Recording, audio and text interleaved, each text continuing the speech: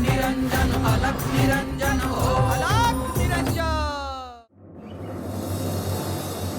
गोरक्ष, हे शस्त्र दुष्टांचे निर्धारण करण्यासाठी आणि सज्जनांचे रक्षण करण्यासाठी आहे।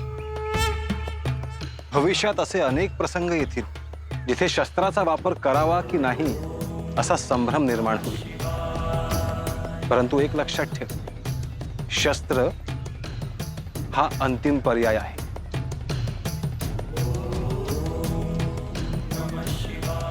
त्याआधी मी जे ज्ञान तुला देतो आहे ते वापरून मार्ग काढण्याचा प्रयत्न कर।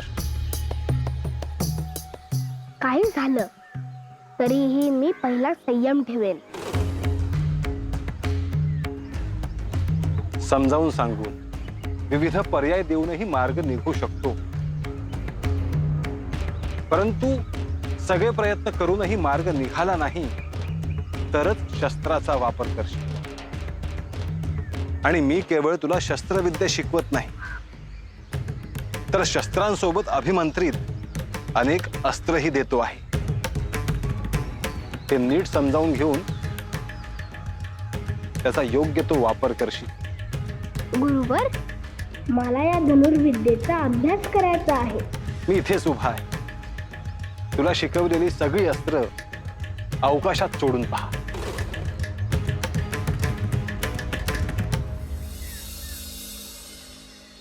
चला रे चला चला चला। अरे आपण तर खेळायला आलो, पण करायचं काय? अरे आपण तर पोचलो, पण गोरक्ष कुठे आहे? तो आला नाही तर त्याला बोलवायला जावं लागल। अरे पर त्याला गुरुने सोडलं तर पाहिजे ना।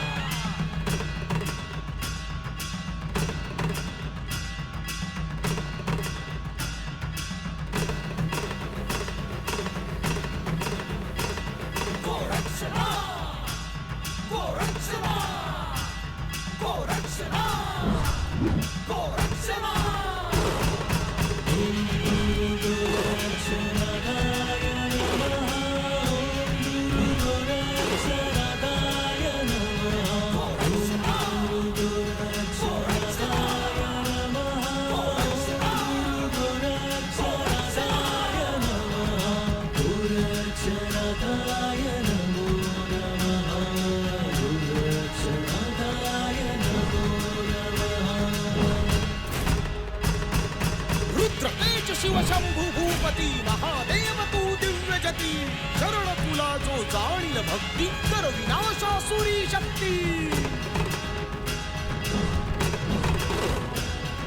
परम शिष्य विचल गुरु भक्ती, किमया दार तू धर्मपती, प्रगट दिव्य रूप भस्म विभूती, सिद्धेश्वर शिव गोरख जती।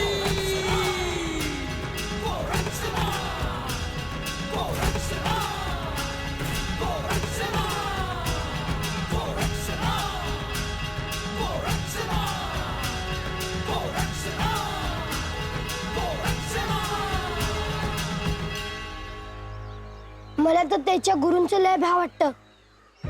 तो गोरक्ष एवढा लहानपण असून भीत नाही, मग आपण कशाला भ्यायचं? मी काय म्हणतो, आपण खेळायला सुरुवात करू। तवर गोरक्ष आला तर आला, चालते चालते। अरे मी काय म्हणतो, गोरक्ष आल्याशिवाय खेळायला मजाच नाही। आपण एक काम करू, पण त्याला इथनं झाका मारू। बरोबर बरोबर। अरे पण त्याला कसं कळणार की आपण इकडे आलोय ते? थांबा, मीच पहिले हाक मारतो। होय मार। गोरक्ष, मी धनुर्विद्येतली जी अस्त्र तुला शिकवली त्याचा तुला अभ्यास केला पाहिजे। होय गुरुवर।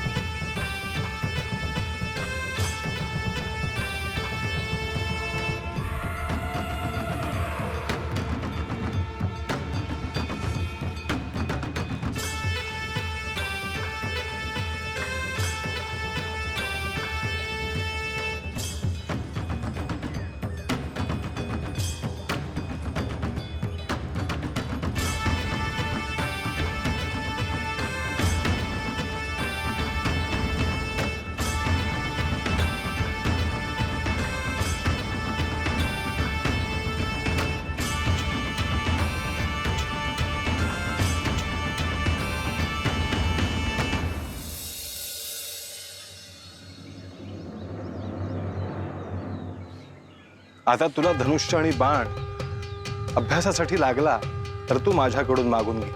होय गुरुवर.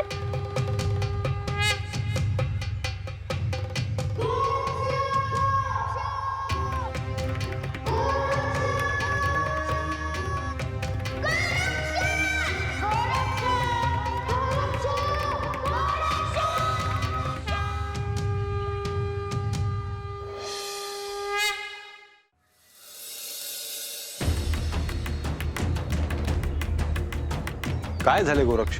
माझे सवंगडी मला बोलवत आहे. तुला जायचे आहे का? परंतु तुमची आज्ञा असेल तरच मी जाईन. होय गोरक्ष, तू सवंगड्यांबरोबर जा खेळायला. होय गुरुवर.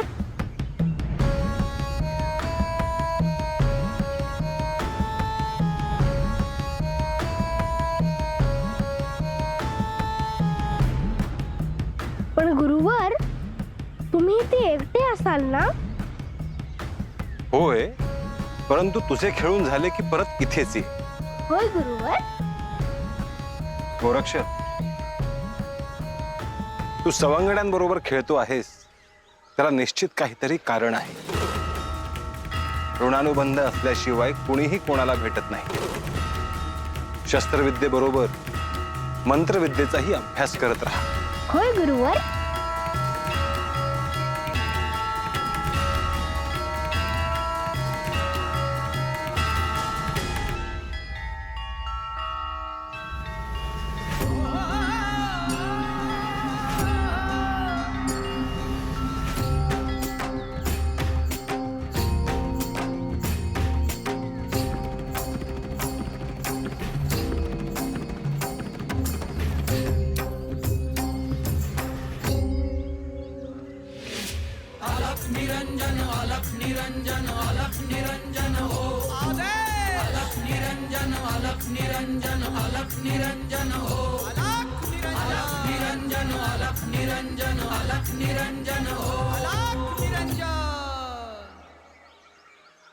गोरक्ष,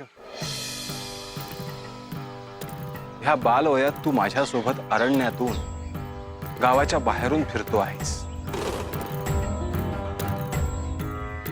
घर, आई, वडील हे वातावरणच तुला माहित नाही.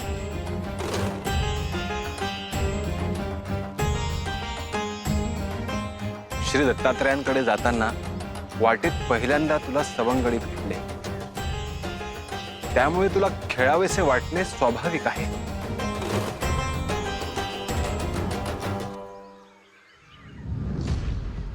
कसला आवाज येतोय? अरे गोरक्ष, तू किती वाट बघितली तुझी? मी माझ्या गुरूंसोबत होतो म्हणून वेळ लागला. अरे काय सारखं तू तुझ्या गुरूंचं सांगतोस? अरे यायचं ना असंच न सांगता. मी अभि असंच आलोय, घरी मला सांगितलंच नाही. अरे तुझ्या गुरुला काय समजणार आहे? इथं आलेस म्हणून मी एक काम करतो, मी जातो. अरे तुम्हाला समजत नाही का? तुझ्या गुरूंबद्दल कशाला बोललात?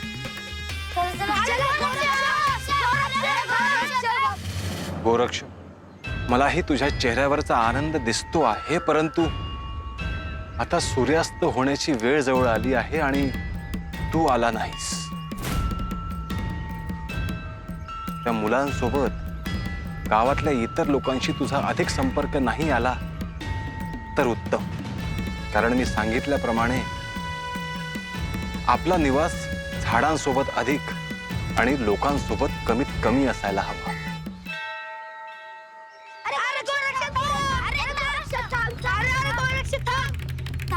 पुन्हा आमच्याकडून असं नाही व्हायचं. अरे अरे चुकलं आमचं. मी अभि पुन्हा असं नाही बोलायचो. एकदाच सांगतोय, पुन्हा जर माझ्या गुरूंना काही बोललात तर मी तुम्हाला अशी शिक्षा करेन, मी ती शिक्षा आयुष्यभर विसरणार नाही. वय वय, पुन्हा आम्ही असं नाही करणार.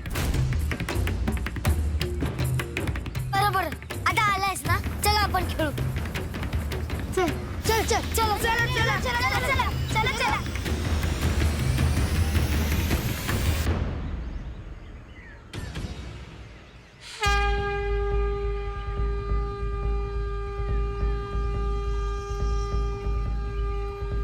गोरक्ष गोरक्ष गोरक्ष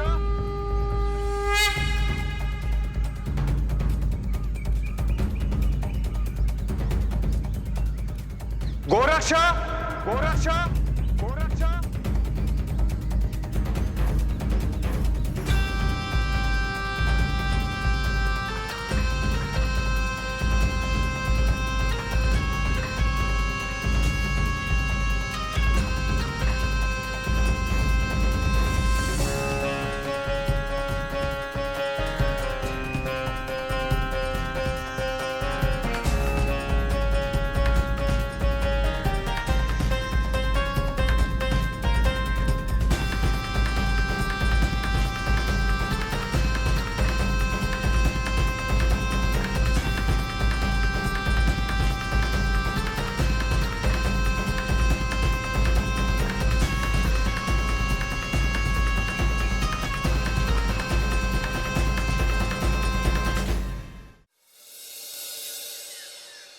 पहिला दगड म्या फेकणार बघा किती उंच जात ते आम्ही फेकला दगड डोक्यावर फिरत राहणार आहे का अरे बाबा नो बोलून काय होत नाही करून दावा अरे गोरक्ष तू काय बोलत नाहीस तुमचं आधी होऊ द्या मग मी दगड फेकतो आता बघा मी दगड फेकतो गावदेवाच्या नावानं धाव धाव.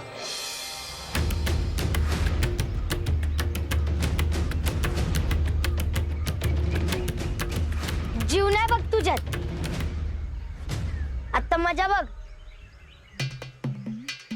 बम बम बोले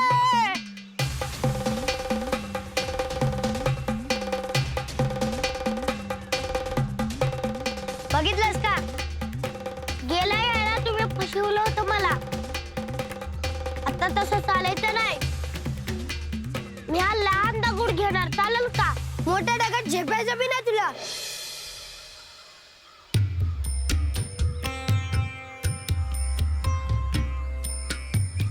रघु तू त्यांच्याकडे लक्ष देऊ नकोस तू दगड फेक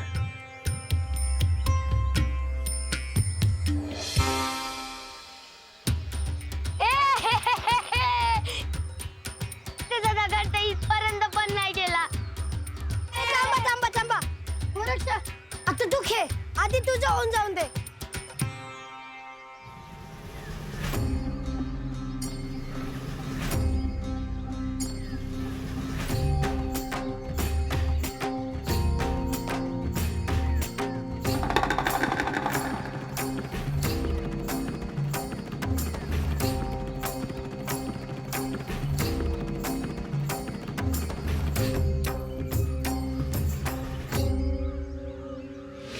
निरंजन अलख निरंजन अलख निरंजन हो अलख निरंजन अलख निरंजन अलख निरंजन हो अलख निरंजन अलख निरंजन अलख निरंजन हो अलख निरंजन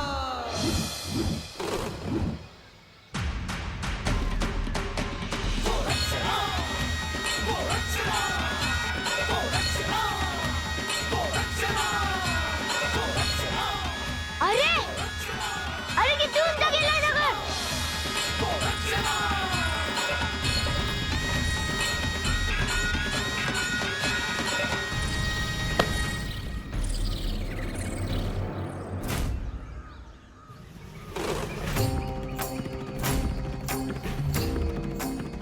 अरे पिंड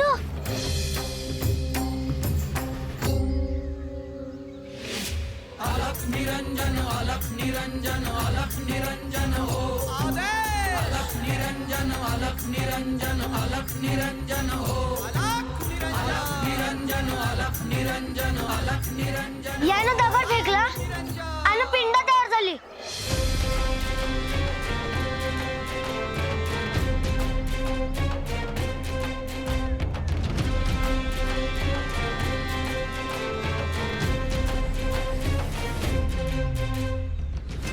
गोरक्ष संध्याकाळ झाली मी तुला न्यायला आलो आहे मी येतो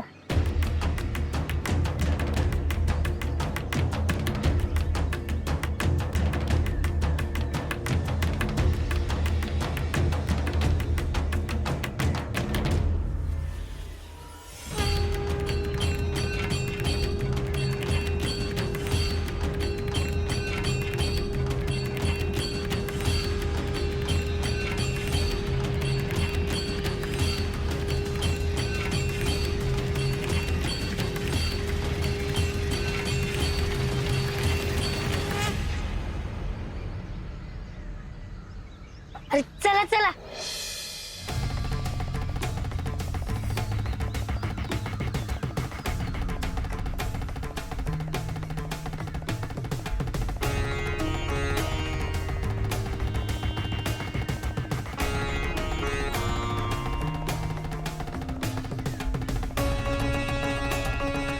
अरे यो तू चमत्कारच म्हणायचा की ही पिंड मी आज घेणार.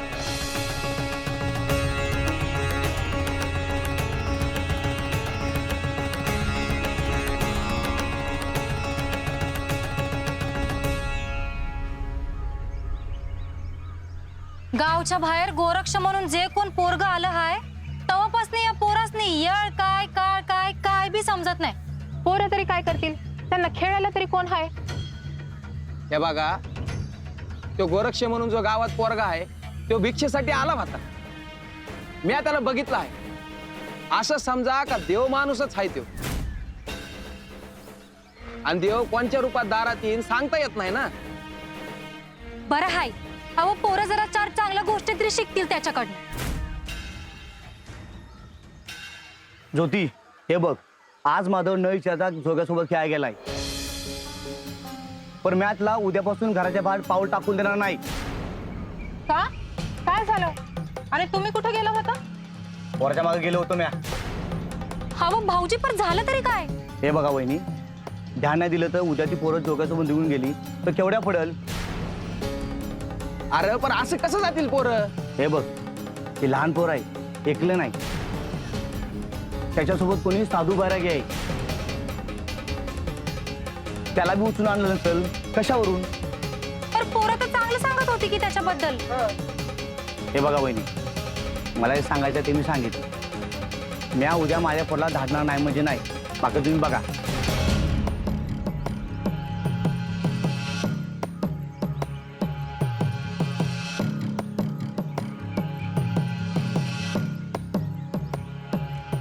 म्या बघते, मी समजावून सांगते.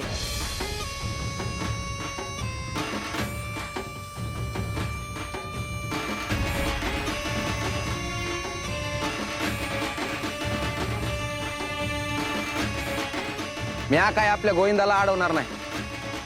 काय खेळायचं ते खेळू दे त्या गोरक्ष संग. वय भस्मांकित शिव स्वरूप ललाटी शोभत त्रिपुंड सिद्ध योगी वितरागी धग धगते तेज कुंड. अलख निरंजन अलख निरंजन अलख निरंजन हो अलख निरंजन हो